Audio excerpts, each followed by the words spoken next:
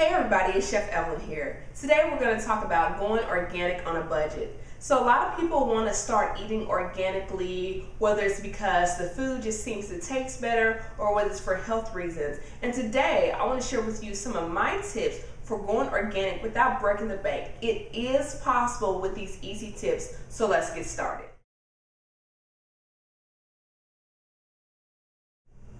Start with the basics. If you're new to organic foods and shopping organically, don't try to revamp your kitchen all in one shot. The most important things when starting off on an organic lifestyle are your fruits and vegetables and your meats. When you are shopping for your fruits and vegetables, you want to buy organically fruits and vegetables that have thin skins. Your thicker skinned fruits and vegetables such as grapefruits and oranges and things like that give you a little bit more leeway, because the whole point is you want to stay free of pesticides, fertilizers, and hormones.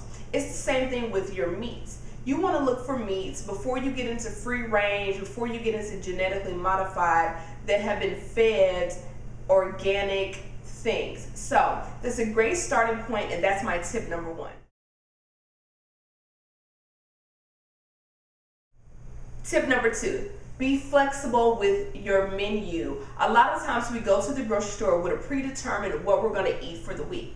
So instead of saying I want broccoli, I want green beans, and I want spinach, say, you know, I need 3 vegetables. I would like for 2 of them to be green, and I need 4 fruits, and I would like 1 to be red, or something like that. That allows you multiple selections of what looks good, what's in season, and what's on sale. Okay?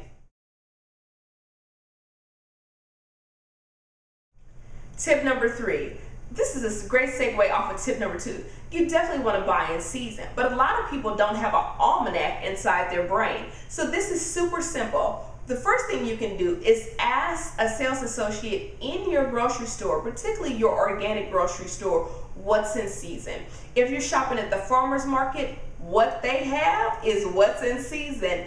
And more importantly, when you go into your grocery store, whatever seems to have the largest display is usually in season because they have an abundance. The smaller display things are items that are not in season. The price is usually higher, and they usually have to ship it in from somewhere around the world.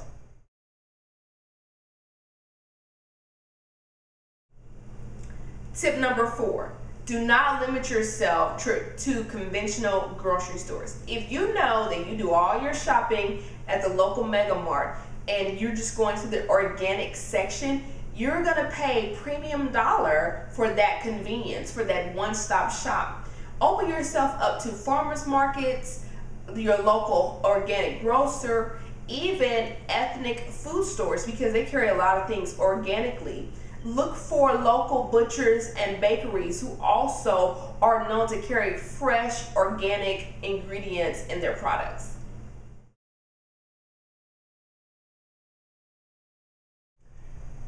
That brings me to tip number 5, the farmer's market. A lot of people are saying, I don't want to get up early on a Saturday morning to go to the farmer's market. I just, that's my day, I want to sleep in.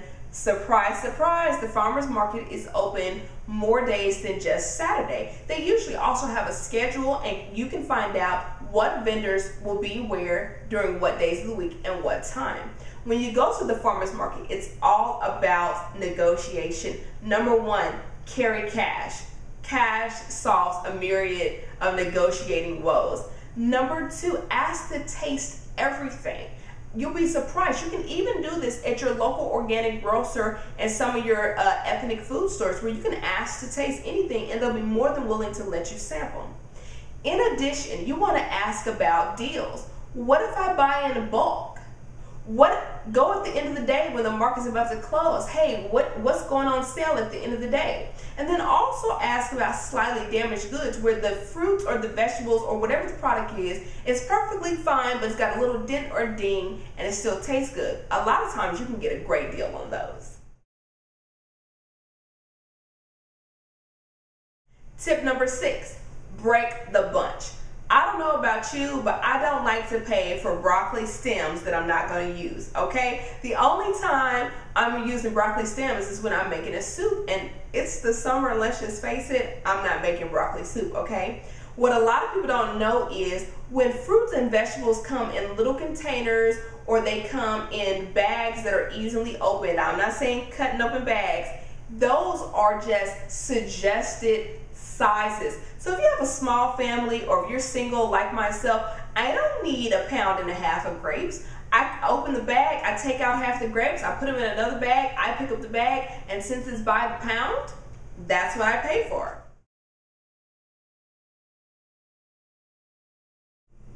Tip number 7, store and market circulars, sales, and coupons.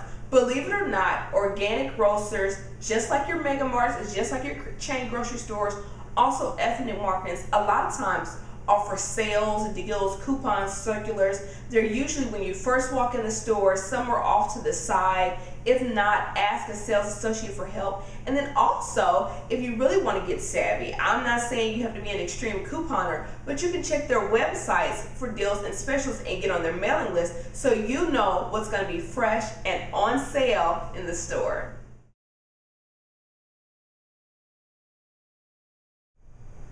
Tip number 8. Buy the store's organic brand, particularly if you're shopping in a store that specializes in organic foods. I found that the quality is just as good and the price is significantly cheaper because they're not spending a lot of money on advertising or fancy packaging. And along with that, if you are shopping at a specialty store, don't buy your traditional brands that you can buy at your local Mega Mart because the price is probably going to be slightly higher. If you need to, make an additional stop on the way home, pick up those popular brands and bring them home because they're going to be cheaper than they are at your specialty store. So just keep that in mind. But shop those store brands. Tip number 9. The bulk aisle is your friend. So when you start getting into organic flours and pastas and legumes and grains and all things that are not produce, meat, or dairy, the bulk bin aisle is the place to go. Not only do they have a variety of different things that you may not have tried before, but they also have spices. This is a great place to experiment, try something new without completely committing to the whole box. So go down the aisle, see what looks great, get enough for 1 or 2 servings, come home, cook it, see if you like it, and then you can go back and buy a bigger size. And last but not least, and this is my favorite tip of all, tip number 10, which essentially should be tip number 1, is to rethink your food budget and cook at home. Now, I know you're saying, what does that have to do with going organic? When you think about your food budget, it does not include just groceries. It includes fast food, it includes eating out, and it also includes convenience packaged foods that you buy at the grocery store. With a few online classes from your girl Chef Evelyn or even at your local culinary store, you can learn how you can save a ton of money. Spend the money where it counts on healthy foods. You'll save money on your food bill, on your eating out bill, your health bill, okay? Think about the drive to the fast food place and sitting in line and all the calories that you're gaining, and now you gotta go get a gym membership. All of that can be put on high quality fruits, vegetables, produce, organic things.